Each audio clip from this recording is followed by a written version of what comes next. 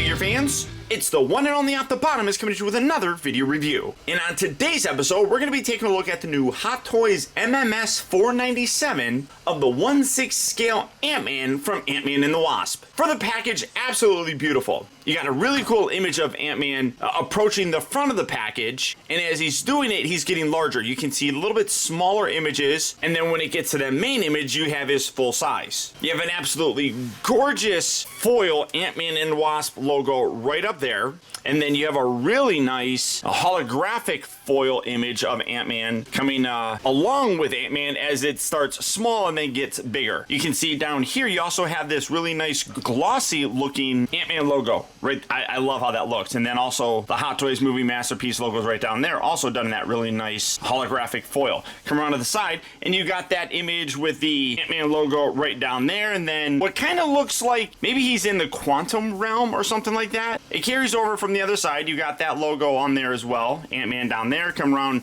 to the top, Ant-Man, come around to the bottom. Ant-Man and the Wasp come around to the back of the package, and you got various warnings and contact information for Hot Toys. And then it is a shoebox style package, so you just do the Hot Toys plop. It goes just like that, and then on the inside here you have the cast and crew responsible for making the figure, and then you slide this down just like so, and on the inside you have the clamshell that fully showcases the figure as well as all of his accessories. But for the packaging on this guy, that's about it. So without further ado, let's get him out here and see how cool he actually is. Alright guys, so here we have Ant-Man opened up and out of his packaging. And as always, you do get the instruction sheet. Very simple with this one. Shows you how to install the batteries, how to swap out the head, his range of motion. Very simplistic, but I always recommend going through this just so that you can familiarize yourself with what the suit can do so that you don't ever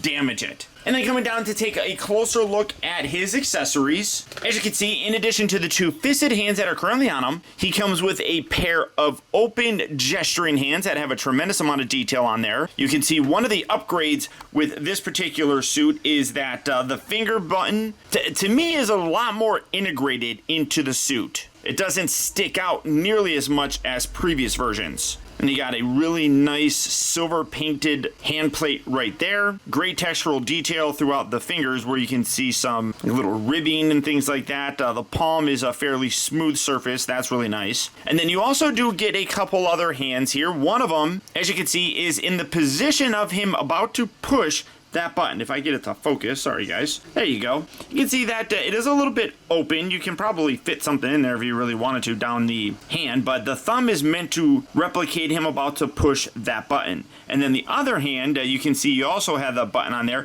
but this is designed to hold his other accessories. Those being these little discs. Now he's used these throughout history, I should say, of Ant-Man in the Marvel Cinematic Universe. If I'm not mistaken, the blue one makes things big, where the red one makes things shrink. So you have those, and you would throw them at whatever object and make them get smaller or larger. So you do get two of those. I forgot to mention that he does, yes, come with a pair of extra wrist pegs. I always think that it's great that they give them to us. I hardly ever use them, but you know, there it is. He also does come with a miniature version of him. Ever since the first release of Ant-Man, we've gotten these tiny little representations of him. Hopefully that's, let's see if I can keep that focused in there pretty good. One thing that I actually like about this though is the base is permanently attached. At least I feel like it is. It's not removing, and I'm not going to wiggle it to break it off. This is the previous Civil War version, and you can see that even now they're about the same height, I'd say. I mean, maybe it's a little bit set down into the base, or his feet are a little bit set down. So if you set it up like that, they're fairly close to being the same size. I would say that the new one is maybe a little bit smaller, but you can see paint detail wise also really nice. The Civil War suit is essentially this suit, but upgraded a little bit. You can see that. Now, the previous version did have this, so I don't know, you can take this and then you can get the feet in there. It stayed on there pretty decently, so if you ever wanted to take it off, you could just have that. and it actually did stand fairly well. If I come back, I mean, just having it like that, I mean, you could get it to stand. I mean, my surface here is a little bit lumpy, so it's a little bit more difficult, but you can do it. So I like that, but obviously having it where there's a stand on there works a lot better. And I do like the fact that they use the clear one as opposed to the black one, because that just kind of blends in with whatever surface you're going to put it on, and you don't notice it nearly as much. Now he also, he comes with a little piece of plastic. He also does come with the shrunken down version of the office building where Hank and the quantum chamber were. Great amount of detail in this as well. Coming in closer, you can see real nice detail with the windows. I want to say that like this is the front. It's kind of hard to see where the door would be, but I mean I feel like that those wouldn't be doors. Maybe those are like doors or windows, but I feel like that looks a little bit more like a door, I guess. I wish that was a little bit more defined, but it's not terrible. And then you take a look at the top. This has a tremendous amount of detail on there. You got all sorts of different satellites and antenna. These are a rubbery material, but they are still painted and detailed very nicely. And you can see a great amount of paint detail just in general up there. Here's the handle. Now, initially, I think a lot of people thought this, but if you read the description, though, it doesn't really say that it telescopes. But you have to remove this. It kind of gets in there very tightly. You can pull that out, set that out to the side, but then they give you an extended telescopic handle that you can put in. This is a little bit stretchy, so be careful. Put that in there, and now you can have this being carried around like it's a piece of luggage. You do have actual rolling wheels here, so it rolls very nicely. I don't know how they could have actually made this really telescopic, but I feel like they could have made it a little bit more sturdy by using metal, because like as you see, I'm trying to pull it out and it ends up bending it. So I'm not particularly a fan of how they did this. Yeah, see, I feel like they could have made this collapsible and made this out of metal and had it slide in and out. It's not super thin that you couldn't do it, so I feel like that was a missed opportunity. I still appreciate that they did it, but it is what it is. Now, he doesn't really come with a lot of accessories. I mean, other than, you know, the extra portrait, which we'll get into, he does come with this piece right here, which you would use in conjunction with the unhelmeted head. This is the retracted version of the helmet that's currently on him. That's a nice touch. I do like that, but accessory-wise, you don't really get a lot. I kind of wish they gave us more, specifically in terms of things like this. I would have loved it if they gave us a little tiny version of this guy flying around on an ant or something. I mean, he's Ant-Man. He uses ants all the time. So if they gave us a smaller version of this on like a small little ant or like a flying ant or fly or whatever, that would have been a cool accessory. I feel like they missed out on an opportunity like that, but it is what it is. Now, I'm saving that one for last. He does come with his display stand. It is an Ant-Man and the Wasp base, but it is in the same hexagonal shape, so it does fit in with a lot of the more recent ones. Really nice detail here in the back where it kind of looks, again, like the quantum realm or something of that nature, and then you can see faded images of them being smaller, getting larger. Does have Scott Lang on there, which I like. I do not like that it's just a white thing on there. I wish that they would go back. I say it every single time, and they're never going to do it, but I just feel like that looks cheap. Now, he also does come with a backdrop. Not a big fan of the backdrop either. It's okay, but you can see, again, I'm not going to take it out because I'm not going to display this or anything, but you have the little stands right here that you would put in, and it stands just like that.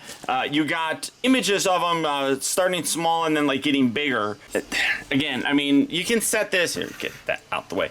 You can put this here in the back, but I feel like that doesn't really do a very good job of what they're trying to recreate, which is I feel like they're trying to create the illusion of him becoming full size. So he starts out small. I guess I should have left it there. So you have it like this where it looks like he's smaller, and then he, you know, and it's going to be a little bit more bent. But he starts small, and here he is big, and then he gets bigger.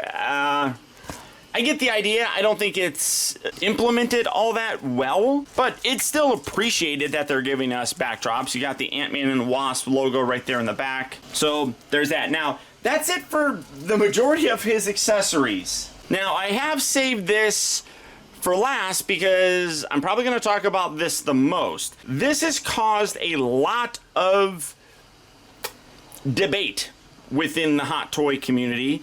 This is the unhelmeted head of Scott Lang, or Paul Rudd specifically. I don't think it's bad. I don't think it's their best work. I feel like when you look at them from here, it's pretty good.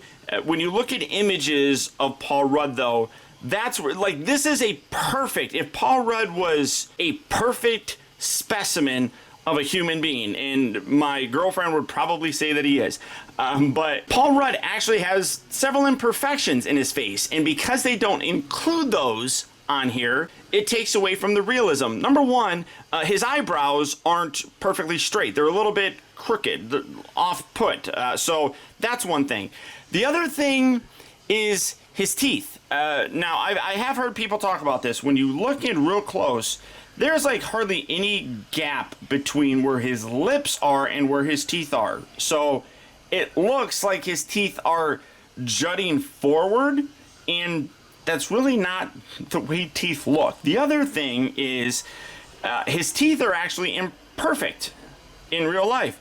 Mostly I notice it in the canines. His canine teeth, which are those pointy ones, those actually sit up higher on his gums. This is a perfectly straight gum line, which again takes away from what makes Paul Rudd look like Paul Rudd. The other thing is that the paint detail for his gums is a little bit darker on this. He's got very pink gums, which good for him. They're very healthy. His are a little bit more dark in terms of coloring here. So again, it takes away from it. When you look at it like just from here, I think that it does really good.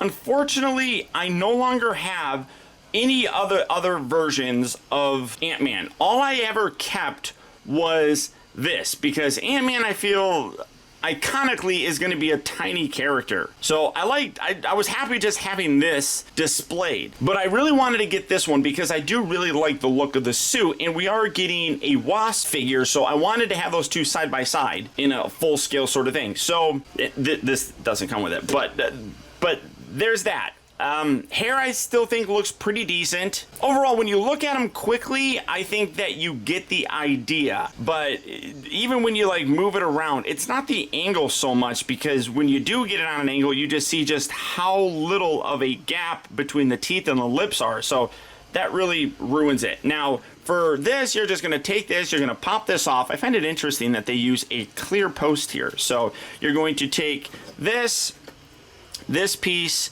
just slides down there, and then you put that on just like that. So that, do I have that on the, yeah. That sits down, if I can get it in there again. Come on, what's happening? That just, yeah, there we go. So that just sits down there as if the helmet is retracting. So you can see kind of how that looks. I think that looks cool, but he does look ridiculously happy. And honestly, to me, it wasn't going to dissuade me from getting this figure, because I was always going to display him with this. However, the complaint is valid that you are also paying for this, so it should be as perfect as everything else. That's something that you are going to have to decide yourself if you want. Like I said, I was perfectly okay, because I was always just going to use this head sculpt, because to me that looks more iconic as Ant-Man than him. So this is going to go into storage. I might sell it. I haven't decided really yet, but even when you have pieces that are still in storage, at least you have the option to still display them. This, I feel like a lot of people aren't going to want to display him with this. So again, you are paying $250 or whatever the case may be for the entire package. This is definitely a letdown. It, as I said, is not horrible. It's not the worst portrait that I've ever seen, but it is definitely a weaker one. But for his accessories, that's everything. Like I said, he doesn't come with a lot. Now, coming in to take a closer look at Ant-Man, if you ignore Smiley, this is absolutely terrific. Now, this is the, I guess you could say Mark III version of the Ant-Man suit. The first one being what actually Hank Pym wore way back in the 80s, and then Scott took over in the first Ant-Man movie. Then there was the Civil War version, which also did make an appearance in Ant-Man and the Wasp. But before that happened, this was the third suit that Hank had worked on, and in my honest opinion, the absolute best looking. Starting off first here, one thing I love, hopefully you can see that, but in there, you can actually see they have sculpted eyes. That is absolutely spectacular. If you get it in the right light, you can see them. Now, this does have a light up feature. You come around here to this piece. It's a little bit of a pain in the butt, but you just pull that up, put the batteries in there, switch the thing on, and there you have them. Again, now you can see the light up kind of eye section a lot better. That is amazing. You also do get some bleed along the side right here, which looks really cool.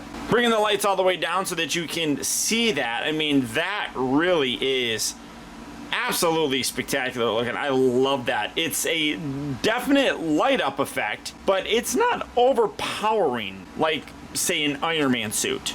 I dig it. I think it's really, really well done. Now, again, I do apologize that I can't do a comparison, but the head on this is also a little bit smaller. There's some added paint details. It's very similar to what we're used to seeing, but it is a smaller head sculpt than that previous one, which is very accurate. Looking at the suit itself, this is also absolutely gorgeous. You can see a very nice metallic reflection in there. It's not done, I mean, the material is all done like that. I don't think it's painted. That just really nicely captures the light. A lot of great textural detail in there. I love how the front of the whole body is made up to look like the head of an ant. When we get wasps, you'll see that hers is done up to look like the head of a wasp. I think that's great. You got these little wire things right around the side here. One thing that's also really nice is the helmet up here kind of looks like it's carbon fiber. That's really cool. When you lift the arms, I also love this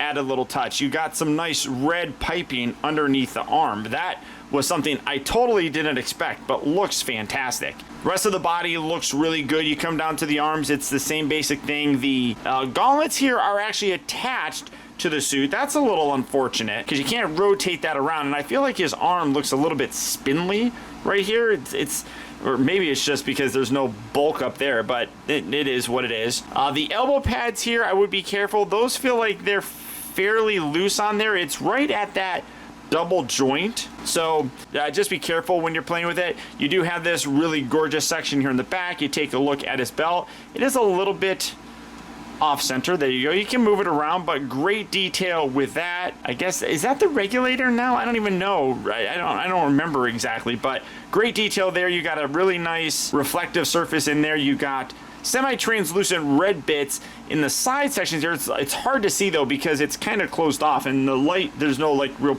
light piping. The legs continue on with that gorgeous material going all the way down, come down to the knees. Again, the knee pads are much like the elbow ones where they feel a little bit loose on there, so be careful when you're playing around with it. And then you come down to the boots, and these are really cool. When we get to the articulation, that's going to be something that I really want to showcase for you guys. The overall look of the figure though is amazing. It is probably the best looking that we've ever gotten, and honestly that's just, you know, a compliment to the designers of the suit, because Marvel did an amazing job designing his overall look, and Hot Toys did a great job of capturing that look. Now for his articulation, despite the fact that the suit is pretty tight on him, it's actually pretty well articulated. The head is amazing. You get the normal left and right motion with it, but you get a really good up and down, which is fantastic. You also get that with the smiley face, but that really is quite nice. It also does have a really nice side-to-side motion. That ball joint at the base of the head and then the one down here really does get a terrific range of motion. The shoulders here move out very easily. They do have a little bit of a restriction when you move them forward. I don't want to force it too much. About right there going forward is about the furthest that you're going to go. You could probably push it more, but I'm not going to do it because I don't want to ruin my figure. And it goes back about that far. Again, fairly normal range of motion other than the forward. That is a little bit restricted. These pieces here are attached via Velcro, so you can remove these if you want to lift this up and kind of get that shoulder going up a little bit more. But I don't even like messing with that. I'm just going to leave it right on there, but I just figured I would mention it. He does rotate at the upper part of the bicep. He's got 2 bends here at the elbow. The wrists are on those regular wrist pegs that we have. It rotates, moves up and down. I do wish that you could rotate this just to get that to look a little bit better. As it is, you got kind of an ugly gap right there, which I can never seem to get it looking like it lines up with the arm piece. So that's a little unfortunate. The torso, there is some restriction in it, but you can crunch him down decently-ish. He can go side to side, rotates a little bit, but again, you do have some restriction with the bodysuit. The legs here move about that far forward. Again, you can probably stretch it if you really wanted to, but it does create some creasing, and I'm seeing it here in the crotch area. So just be careful. The suit's not bad like the Spider-Man suits that we always get, but I feel like if you do get it in a fairly dynamic pose, it could cause some creasing. Like I'm seeing some marks here in the butt area, so I'll probably want to flex that down so that there's no pinching or anything from his buttocks. He does have a swivel here at the upper part of the thigh. He's got 2 bends at the knee. I really don't like these. I wish that that's really loose on there. Barely looks like it's attached. I wish that they would have used that Velcro like they used up here. That would have been nice. Now these ankles are amazing. It goes left and right, but when I first saw this, I'm like, oh man, they did a full boot thing. So no articulation. Oh wow, wait, what? So I discovered that what they did, taking it off, is they put this in 2 separate pieces. You got a lower section right here, and then this upper section, which is kind of on like this little flexible hinge, as you can see, moves forward and back. So when it's on there, while it still looks like it's basically one boot, it moves. So you can actually articulate that boot fairly decently for some wider poses, which is amazing. I honestly did not expect that at all. Like I said, I got it out of the box and instantly thought, I'm like, oh, damn it, it's one of those stupid boots. But they did a great job with that. Overall, this figure is fantastic. Yeah, it's not a perfect release. When you're paying $240, $50 for the figure, you want to at least feel like you're getting your money's worth. In this, I feel like a lot of people aren't going to really utilize this. So to me, it's almost a waste of money. It never was going to dissuade me from getting this because I was always going to display Ant-Man with his helmet on. But this there's no question. This is a letdown. The suit-wise, though, looks absolutely amazing. It is my favorite design for Ant-Man, and Hot Toys has recreated here perfectly. Especially when you look at the textural detail with like a lot of the red throughout his entire body. His other accessories are weak-ish. This is a cool one to have. This little guy is at least in my opinion, an improvement over the previous ones because the base is attached and it's clear, which is nice because like I said, it blends in nicely with whatever sort of surface it's going to be sitting on. Obviously, you're going to get those little throwing discs, but really, that's about it. I really do wish that they would give us some ant creatures shrunken down to go along with this little shrunken guy here. That would be amazing. Unfortunately, they have them, you just gotta buy them separately. Overall though, do I recommend this figure? Is the controversy with this that bad? Honestly, I don't think so. I went into detail on what I think could have been done better on this, but it was never something that I was going to use. But I still feel as if it's a waste of money because at least if it was good, I could have the option of using this, but I don't feel comfortable using it. The figure by itself, though, is a huge improvement. And if you are a fan of Ant-Man, or if you want to have him in with your Endgame display, because this is the suit that he eventually even used in Endgame, he has multiple display options. So it works. And I do think he is worth picking up. So if Ant-Man here from Ant-Man and the Wasp is a figure that you would like to add to your collection, he is available right now overseas with my friend Timcent. To pick it up through him, I'll put a link to his website down in the video description. Or if you want to wait, you can always order yours through Big Bad Toy Store, which I'll also put a link for that down in the video description. But beyond that, guys, that's about it. Remember, if you like this video, I would really appreciate it if you would do one small thing for me, and that's simply just to hit that thumbs up button. That one very small gesture really does go a long way towards helping me out, and I would really appreciate it. Also, again, I want to send a huge shout out to my patron Adam, who through his direct support has made this review entirely possible. And if you'd like information on how you can become a patron and help support my channel like Adam, feel free to check out my Patreon page at patreon.com/optibotimus. And as always, remember that the real trouble with the world is that too many people grow up. Thank you for watching and taking the time to be a kid.